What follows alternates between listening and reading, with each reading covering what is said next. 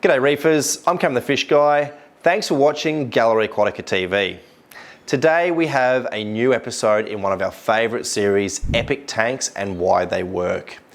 Today's episode is a little bit different though. It's actually the first time we've ever featured a nano reef.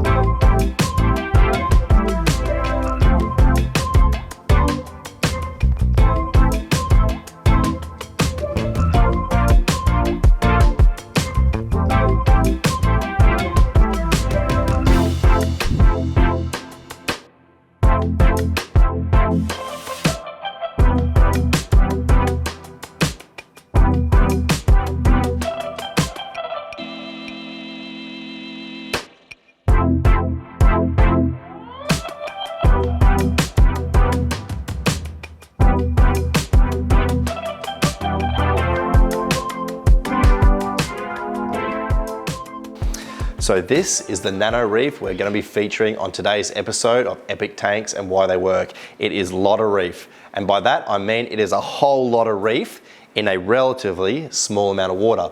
This is a mini reef 150. It's approximately 150 litres, and as you can see, the fish and corals are absolutely sensational. We're going to take you through each aspect of the running of this tank, the filtration, the lighting, the water flow, and we're going to show you exactly what it takes to have a nano reef as good as Lota Reef. Lota Reef is effectively a peninsula tank, and in that I mean it is actually visible from three sides in the room. It's centered central in the room here, and it looks really good the way you can walk around it. But the best thing about this tank is just this incredible growth of SPS coral. The color is sensational, and every single piece has got its polyps out, and you can see how well and quickly it's growing. So we'll take you through the corals first, then we'll have a look at the fish. But basically we've got a mix of a heap of different types of acro, the feature being the strawberry shortcake at the top here. It's got the best polyp extension I think I've ever seen on any acro in an aquarium. But we've got a few millies and other acros. There's a Dallas just here. There's Montipora on the other side, some really nice red scrolling Monty, but some green right next to it. It's effectively an SPS tank. There are a small number of non-SPS. We do have a Zoa rock or two. We can see some rastas down here. There's a Dragon Soul Favia on the front, and we've got a Goni on the other side, and a Duncan Opsamia just here. But this really is an SPS tank with all of the acro, and we'll talk about the flow in a sec as well as the lighting. But certainly the coral is looking really good, and probably the best example that I've ever seen of a nano tank with the coral growth that we're looking at. So let's have a look at the fish mix in this tank. We've just come around this side of the tank to have a look at the fish. There was a lawnmower blenny, and he was sort of chewing on the side of the overflow. It looked really cool, but he swum away now. But looking at the fish in here, other than the lawnmower blenny, we've got a Vanderbilt chromis just here. There's a Decora goby just here. There's a pair of clownfish, there's a little coral goby, there's a 6-line wrasse, but the star of the show in terms of the fish with this tank is the Australian Court Flame Angel. It's an absolutely beautiful specimen. The owner of this tank, Josh, was sort of waiting for quite a while for the right one to come through, and eventually it did, and it is an absolutely sensational centerpiece fish for this tank. So now the really interesting part about this tank, the filtration. It's quite incredible when you see exactly how this tank is filtered. So we're going to open up the cabinet and we're going to check it out. This tank is a Aqua One Mini Reef 150, but that's really the only part of the system which is Aqua One, just the tank itself. Everything else has been customized. So I'll take you through the filtration and show you exactly how this system works. There's a lot of really interesting aspects to it. So you can see this Mini Reef has the drainage down the corner.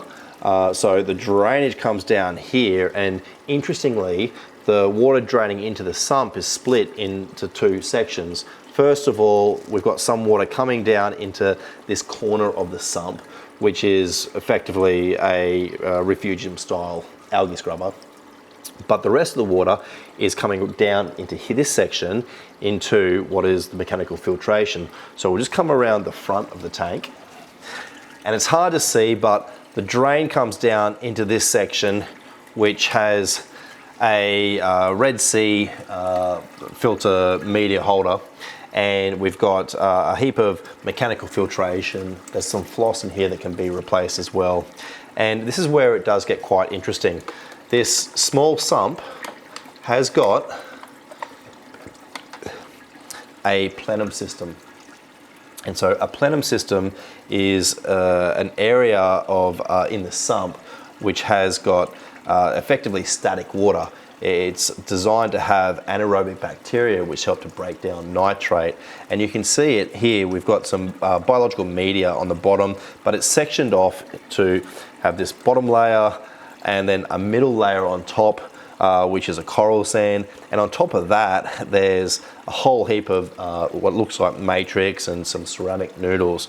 So there's a heap of biological filtration in this system, both anaerobic and aerobic bacteria. Then we've got the protein skimmer. And you'll notice the protein skimmer isn't working at the moment, or it's not actively skimming. And that's because the skimmer is only skimming at night time at the moment. And that's another interesting point too. The refugium is only running at night time normally. We've got the light on at the moment so we can film it. But this tank has got a variety of things that operate at night time, the skimmer being one of them. We'll come around to this side of the tank and look at the next most interesting thing. So we have a KH keeper. So we've got the Reef Factory KH keeper just here, and it's drawing water from the sump into the KH keeper, and it's being used to monitor the KH. And we'll talk more about this in a sec, but effectively one of the really interesting principles about the way this tank is run is about the pH control. We'll talk about that in a sec, because the next part of this system is the dosing system. Now this tank runs Triton, and we've got the Triton supplements just here being run off a Kamoa dosing pump up the top here. So we also have a CO2 scrubber on the protein skimmer, and there's also a Reef Keeper pH monitor. But let's have a talk about the pH of this system and what's being done to control it, because that's probably the most interesting aspect of the philosophy of this tank. So Josh, the owner of this tank, is really particular about pH control of the system, and he's doing a few things to ensure that the pH is exactly where he wants it to be. Now, interestingly, he's not so worried about the maximum pH of the system, but he's trying to maximize the minimum pH of the system in a 24-hour cycle. So by that I mean he's trying to ensure that the pH of the tank never drops below 8.25. So to do that, he's actually doing a variety of things to maintain a high pH. And the first thing, as we saw, the refugium is running on an anti-sink photoperiod to the tank. So typically it's only on at night time, meaning that the photosynthesis and the CO2 consumption is stabilizing the pH and keeping it quite high. The next thing is the CO2 scrubber on the protein skimmer, which is running at night time. But probably the more interesting thing that's happening with this system to ensure that the minimum pH doesn't get too low is that the Triton, the 3A and 3B, which is the ALK, is going in primarily at night time.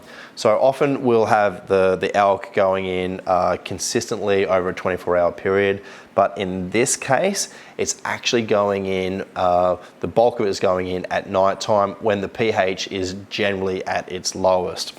So that helps to increase the minimum pH of the system.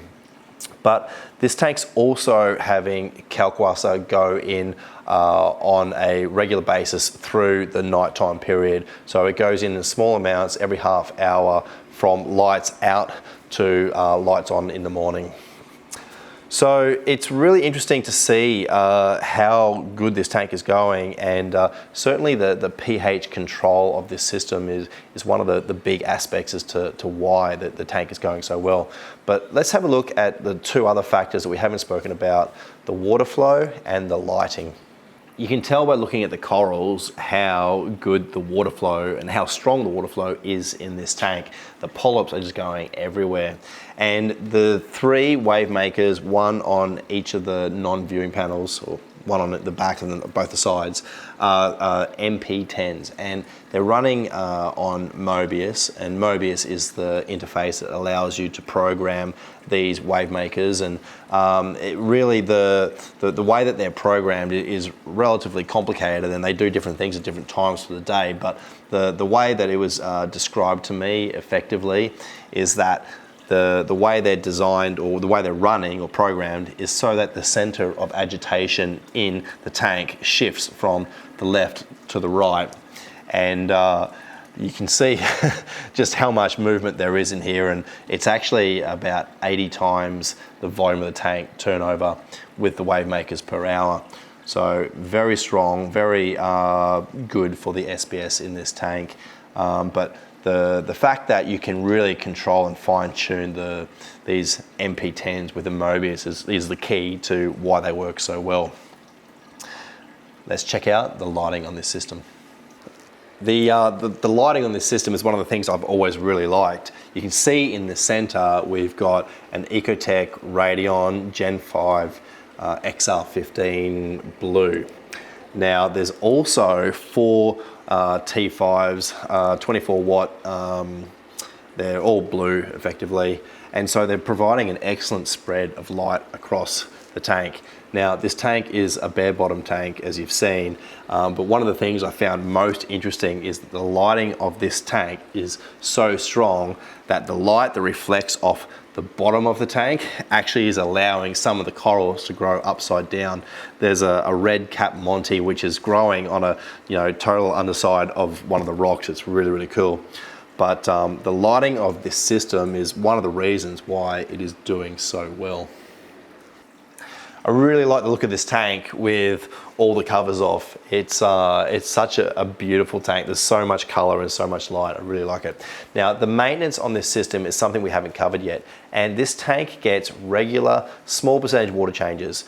It's a 150 litre tank. It gets a 20 litre water change every week. And the interesting thing for me was that the owner of this tank, Josh, uses a combination of both natural seawater and artificial salt mixed up with RODI, which I found a little bit interesting. He's very particular with the water parameters. The levels are very, very stable, and the nutrients are very low. In fact, he's actually a little bit worried that the nutrients are too low and is looking at putting more fish into this tank. But certainly for me, I think it's one of the best nano tanks that I've ever seen, and it's really cool to be able to talk about an epic tank that's only 150 litres. But that's our episode of Gallery Aquatica TV for today. Hopefully you've enjoyed learning a little bit about this beautiful tank, and we'll bring you back here to give you updates, and there's some other interesting things that we do want to show you about this tank in the future. So that's our episode of Gallery Aquatica TV for today. Thank you so much for watching. I'm Cam the Fish Guy. Happy reefing! That's it for this week's episode of Gallery Aquatica TV. Don't forget to like and comment on all our videos and subscribe to our channel. Stay tuned to Gallery Aquatica TV for more exciting episodes to come. I'm Cam the Fish Guy. Happy reefing!